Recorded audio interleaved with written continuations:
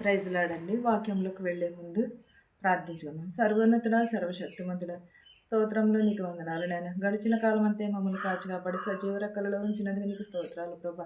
వినుట వలన మాకు విశ్వాసం కలుగుటకు నీ వాక్యము విని ప్రభా మంచి నేలను పడిన విత్తనముల వల్ల ప్రభా మేము అభివృద్ధి చెందుటకు సహాయం చేయమని అడుగుతున్నాం ప్రభా. ప్రతి ఒక్కరికి మారు మనసు దయచేయమని అడుగుతున్నాం ప్రభా. విరిగి నలిగిన హృదయమును దయచేయమని అడుగుతున్నాం ప్రభా. వినుచున్న వారికి చూచుచున్న వారికి ప్రతి ఒక్కరికి మారు మనసు దయచేయమని అడుగుచున్నాను తండ్రి. ఆమేన్. 1 దెస్సలోనిక పత్రిక మొదటి అధ్యాయము చూద్దామండి. 1 దెస్సలోనిక మొదటి అధ్యాయం. ఈ పత్రిక కొత్త నిబంధనలో ఉంటుంది. 1 దెస్సలోనిక అనేది కొత్త నిబంధనలో ఉంటుంది. అది కొత్త నిబంధనలో ఒక పుస్తకము. అపోస్తలుడైన పౌలు గారు రాసిన దెస్సలోనిక సంఘానికి వ్రాసిన పత్రిక ఇది.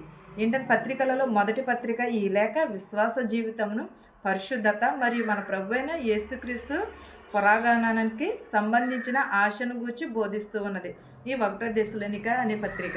ఏంటంటే ఈ లేఖను గూర్చి కొన్ని ముఖ్యమైన విషయాలు మనం తెలుసుకుందామండి. ఇది ఎవరు రచించారంటే అపోస్తలుడైన పౌలు గారు రాసినది.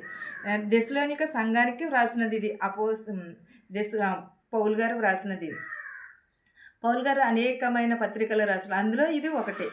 ఇది పౌలు వ్రాసిన తొలి లేఖలో ఒకటి. సుమారు క్రీస్తు శకం 52వ నాటిది ఇది.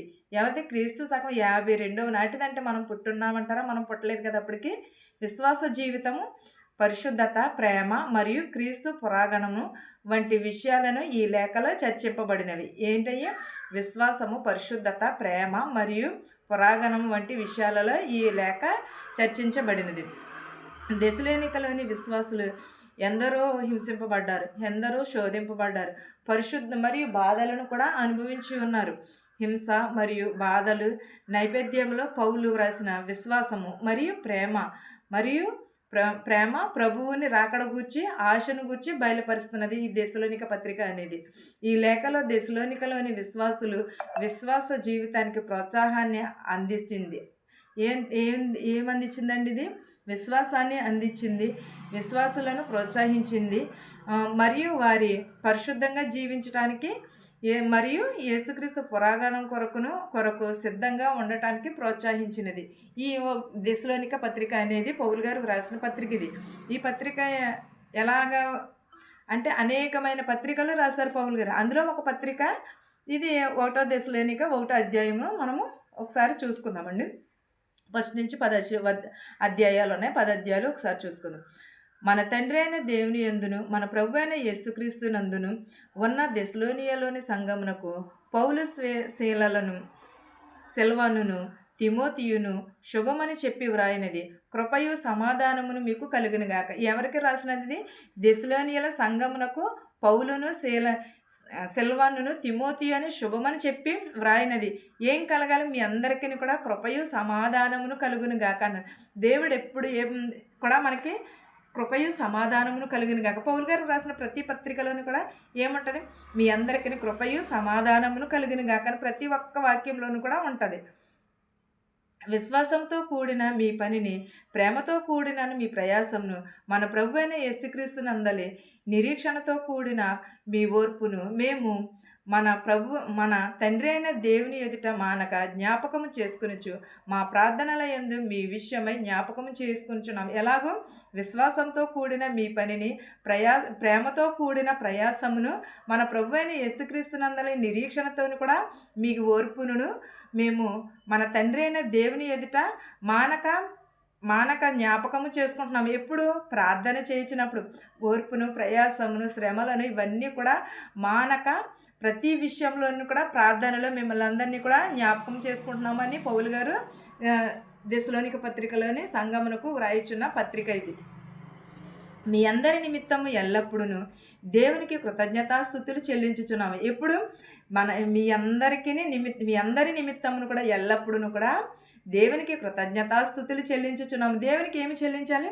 కృతజ్ఞతాస్తుతులు చెల్లి మన తోటి వారి కోసం, ప్రతి ఒక్కరి కోసం కూడా కృతజ్ఞతాస్తుతులు చెల్లించుచు దేవుని ఎప్పుడూ కూడా కొనియాడబడాలి. దేవుని యందు తంబురతోను, సితారతోను, నాట్యములతోను దేవునినే స్తుతిస్తూ ఉండాలి. 4వ అధ్యాయం అండి. ఏలయనగా దేవుని వలన ప్రేమింపబడిన సహోదరులారా, మీరు ఏర్పరచబడిన సంగతి అనగా మా సువార్త మాటతో మాత్రము గాక శక్తితోనూ పరిశుద్ధాత్మతోనూ సంపూర్ణ నిశ్చయముతోనూ మీ యొద్దకు వచ్చి ఉన్న సంగతి మాకు తెలియను. ఏంటది? ఏలయనగా మీ దేవుని వలనను ప్రేమింపబడిన సహోదరులారా, మీరు ఏంటది? ఏర్పరచబడిన సంగతి అనగా సువార్త మాటతో మాత్రమే గాక శక్తితోనూ పరిశుద్ధాత్మతోనూ సంపూర్ణ వచనం వచ్చి ఉన్నది. ఎలాగ?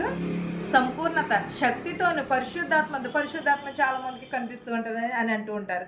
కానీ అది ఏం చేస్తారంటే చాలామంది కూడా వేషధారణగా కిందనే లెక్కేస్తూ ఉంటారు.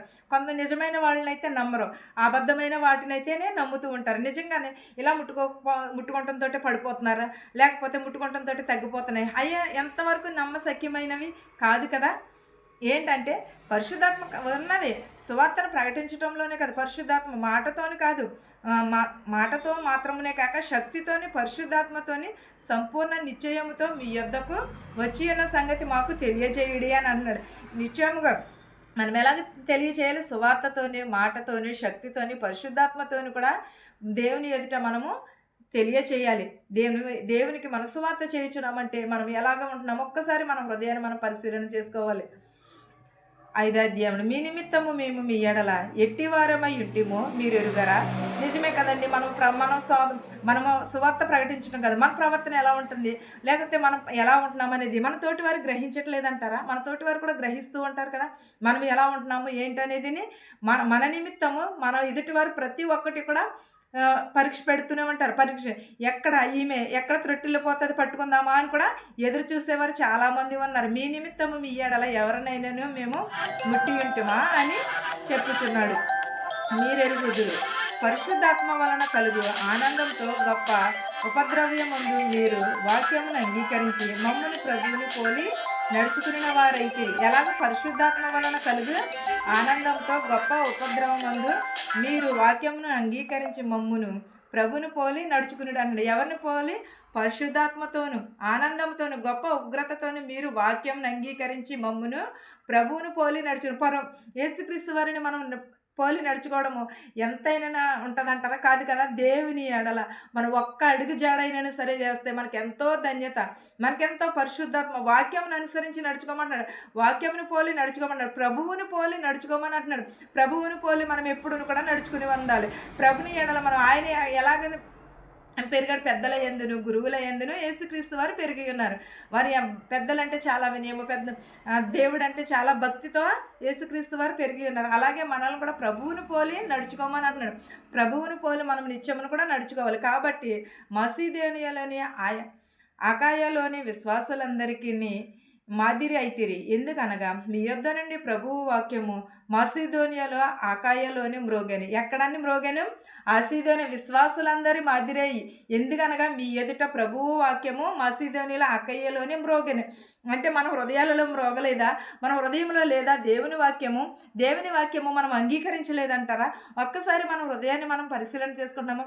దేవుని వాక్యమును మనము ఎప్పుడును కూడా అంగీకరించాలి. అంగీకరిస్తే ఏమొస్తుంది? దేవుని వాక్యం అంగీకరిస్తే మనకి పరిశుద్ధాత్మ వస్తుంది, ఆనందం వస్తుంది, ఉగ్రతల నుండి దేవుడు తప్పిస్తానంటున్నాడు. మాసిదోనియాలను కదా విశ్వాసులందరి ఎదుటను కూడా. ఎందుకనగా ప్రభువు వాక్యము అకాయలోని మ్రోగేను. అంటే మన హృదయాలలో మన పట్టణంలో కూడా అలాగే మారు మ్రోగాలని అడుగుచున్నాను నేను. అక్కడ మాత్రమే గాక ప్రతి స్థలమునందును దేవుని ఎడల ఉన్న మీ విశ్వాసము వెల్లడాయను గనుక మేమేమీ చెప్పవలసి అవాక్యము లేదు. అక్కడక్కడ మాత్రమే కాక ప్రతి స్థలములోనే దేవుని వాక్యము చెప్పమని అంటున్నాడు. ఇంటింటికి వెళ్ళి సువార్త చేయమంటున్నాడు, గృహాలకు వెళ్ళి సువార్త చేయమంటున్నాడు, వీధులలో వెళ్ళి సువార్త చేయమంటున్నారు. యేసుక్రీస్తు పౌలు గారు ప్రతి ఒక్క చోట కూడా యేసుక్రీస్తు వారిని పోలి నడుచుకోమని అంటున్నారు. అలాంటినప్పుడు మనం ఇంకెంత విశ్వాసం కలిగి మనము దేవుని సువార్త ప్రకటించేవారు కానీ వీధులలో కానీ ఎక్కడైనా సరే మనము దేవుని విశ్వాసంతో వెల్లడిపరచాలి. దేవుని వాక్యమును మనము ప్రతి ఒక్కరికి కూడా తెలియచేయాలి. మీ యొద్ద మాకెట్టి ప్రయాసము కలిగేను. అక్కడ జనులు మమ్మును గూర్చి తెలియచెప్పుచున్నారు. మరియు మీరు విగ్రహంలోని విడిచిపెట్టి జీవము గలవాడును సత్యవంతుడు నగు దేవునికి దాసులగుటకును దేవుడు మృతులలో నుండి లేపిన యేసు అనగా రాబోవు ఉగ్రత నుండి మనలను తప్పించుచున్నాం. ఆయన కుమారుడైన యేసు పరలోకము నుండి వచ్చెనని ఎందు ఎదురు చూచుటకును మీరెలాగూ దేవుని వైపు తిరుగుతురో ఆ సంగతి వారే తెలియచేయుచున్నారు. ఎక్కడ? మీ యొద్దకు మాకేంటి ప్రవేశమని అక్కడ జనులందరూ అడిగినప్పుడు కూడా విగ్రహములను విడిచిపెట్టండి, జీవము గల దేవుడు సత్యవంతుడు మృత్యుంజయుడై లేచి ఉన్నాడు అనగా రాబోవు ఉగ్రత నుండి మనలను తప్పించువాడు యేసుక్రీస్తే పరలోకము నుండి వచ్చెనని ఎందుకు చూచుటకు మీరెలాగూ దేవుని వైపు తిరిగి ఆ సంగతి వారే తెలియచేయుచున్నారు. అంటే దేవుడు మృత్యుంజయుడు కదండి. మన దేవుడు సజీవమైన వాడు, విగ్రహారాధుడు కాదు. దేవుడు మనల్ని ఎంతో కాచి కాపాడుతున్నాడంటే, దేవుని ఉగ్రతల నుంచి మనల్ని తప్పిస్తున్నాడంటే, దేవుడు మనల్ని ఇలాగ ఉన్నామంటే సజీవులుగా దేవుని కృపయ్యే అది అంతా కూడా. మన దేవుడు ఎలాంటి దేవుడు? ప్రేమించే దేవుడు, సహోదరుని శత్రువుని సహితము ప్రేమించేవాడు, మన తోటి వారిని మన ఉగ్రతలను తప్పించేవాడు. ఆయన వాక్యమును అంగీకరించాలి. మన హృదయం ఎప్పుడూ కూడా దేవుని వైపు చూడాలి. మన దేవుడు సజీవమైన వాడు, రాయో రప్పో కాదు, జీవము గలగ దేవుడు, మృత్యుంజయుడైన దేవుడు. ఈ వాక్యము మీకును మాకును మనందరికీ తోడయ్యుండును గాక. ఆమేన్. స్థుతులపైన ఆసీనుడమైన దేవ, నీకు వందనాలు, నీకు స్తోత్రాలు నాయన ప్రభ. కృపగల దేవ, దయగల మా తండ్రి, నీకు లెక్కలేని స్తోత్రాలు చెల్లించుకునిచున్నాము నాయన ప్రభ. వినుట ద్వారా మాకు విశ్వాసం కలుగుటకు సహాయం చేయమని అడుగుచున్నాను నాయన ప్రభ. మా హృదయములు మార్చు, మా మనస్సులు మార్చమని అడుగుచున్నాను ప్రభ. నాయన నీకు స్తోత్రాలు ప్రభ. మా శత్రువులు మిత్రులు దీవించమని అడుగుచున్నాను ప్రభ. ధనుకులనేమి భేదలనేమి దీవించమని అడుగుచున్నాను నాయన ప్రభ.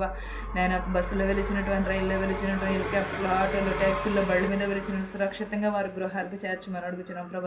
ప్రతి ఒక్కరి కుటుంబంలో శాంతిని, సమాధానముని దయచేయమని అడుగుచున్నాను నాయన ప్రభ. ప్రతి ఒక్కరికి నీ కనికరమును, నీ దయను దయచేయమని అడుగుచున్నాను నాయన ప్రభ. నేను వెళ్ళిచుండగా వచ్చిచుండగా ప్రభ, నీ రాకపోకలు ఎందు ఉంచమని అడుగుచున్నాను నాయన ప్రభ. నేను ఇతర దేశాల్లో పనిచేసుకుంటున్న వారికి శక్తిని, బలముని దయచే ప్రభ. పీసీసీకి వెళ్ళిచుండగా, మెడికల్కి వెళ్ళిచుండగా వారికి సఫలతను దయచేయమని అడుగుచున్నాను ప్రభ. వెళ్ళిచుండగా వచ్చిచుండగా నీ కాపుదల ఉంచమని అడుగుచున్నాను నాయన ప్రభ. ప్రతి ఒక్కరికి నాయన ప్రభ నీ కాపుదల ఉంచమని అడుగుచున్నాను ప్రభ. గుడ్డి వారిని, కృంటి వారిని, మోగు వారిని, చెవిటి వారిని ప్రభ, అంగవైకల్యము కలిగిన ప్రతి ఒక్కరిని ప్రభ స్వస్థపరచమని అడుగుచున్నాం ప్రభ. యాక్సిడెంట్ అయ్యి ఉన్నారు, పక్షవాతంతో ఉన్నారు ప్రభ, క్యాన్సర్ వచ్చి ఉన్నారు ప్రభ, వారందరినీ స్వస్థపరచమని అడుగుచున్నాను నాయన ప్రభ. మనశ్శాంతి లేకున్నారు ప్రభ, వారందరికీ మనశ్శాంతిని దయచేయమని అడుగుతున్నాం ప్రభ. కిడ్నీల రాళ్ళు ఉన్నాయన్నారు ప్రభ, వాటిని కూడా కరిగేటట్టు సహాయం చేయమని అడుగుతున్నాం ప్రభ. పిల్లలు లేని వరకు పిల్లలు దయచేయమని అడుగుతున్నాం ప్రభ. గర్భిణీ స్త్రీలకు సిలువైన కనుక దయచేయమని అడుగుతున్నాను నాయన ప్రభ. వరుడు కోసం, వధువు కోసం చూస్తున్న వరకు సరైన సహాయం చేయమని అడుగుతున్నాం ప్రభ. శుభకార్యం చేసుకుంటున్న ప్రతి ఒక్క బిడ్డని ప్రభ సఫలతను దయచేయమని అడుగుతున్నాను నాయన ప్రభ. మాకు తెలిసిన వారు కానీ తెలియని వారు కానీ ప్రభ, ప్రతి ఒక్కరిని ప్రభ దీవించి ఆశీర్వదించమని అడుగుచున్నాం ప్రభ. మా దేశాలని, మా సంఘాలని దీవించమని అడుగుచున్నాను ప్రభ. ఇంకనే ఎవరినైతే మర్చిపోయింటే వారిని కూడా పేరు పేరు చెప్పిన దీవించి ఆశీర్వదించమని అడుగుచున్నాం ప్రభ. ఉద్యోగాలు చేసుకుంటున్న వారిని, ఉద్యోగాలు లేని వారిని కూడా దీవించమని అడుగుచున్నాను నాయన ప్రభ. వారికి ఉద్యోగం దయచేయమని అడుగుచున్నాం ప్రభ. సొంత ఇల్లుల కోసం ఎదురు చూస్తున్న వారికి సొంత ఇల్లులు దయచేయమని అడుగుచున్నాను నాయన ప్రభ. అనేకమైన వాటి కోసం ప్రభ ఎదురు చూస్తున్నారు ప్రభ, వారన్నిటిని తీర్చమని అడుగుచున్నాను ప్రభ. నా ప్రార్థనని నీ పాదసని చేర్చుకోమని నజరేయుడైన యేసు నామములో అడిగి వేడుకొనుచున్నాను తండ్రి. ఆమేన్. పరలోకమందున్న మా తండ్రి, నీ నామము పరిశుద్ధపరచబడును గాక, నీ రాజ్యం వచ్చును గాక, నీ చిత్తము పరలోకమందు భూమి నెరవేరినట్లును మా అనుదిన ఆహారం నేడు మాకు దయచేయము. మరణస్తులను మేము క్షమించిన ప్రకారము మరణమును క్షమించుము. దుష్టుని నుండి, శోధన నుండి తప్పించుము. రాజ్యమును, శక్తియు, మహిమయు నిరంతరము నీవై ఉన్నావు మా తండ్రి. ఆమేన్. చూచున్న వారిపైన, వించిన వారిపైన సదాకాలం నీ కృప తోడయ్యుండును గాక. ఆమేన్. అందరికీ వందనాలు.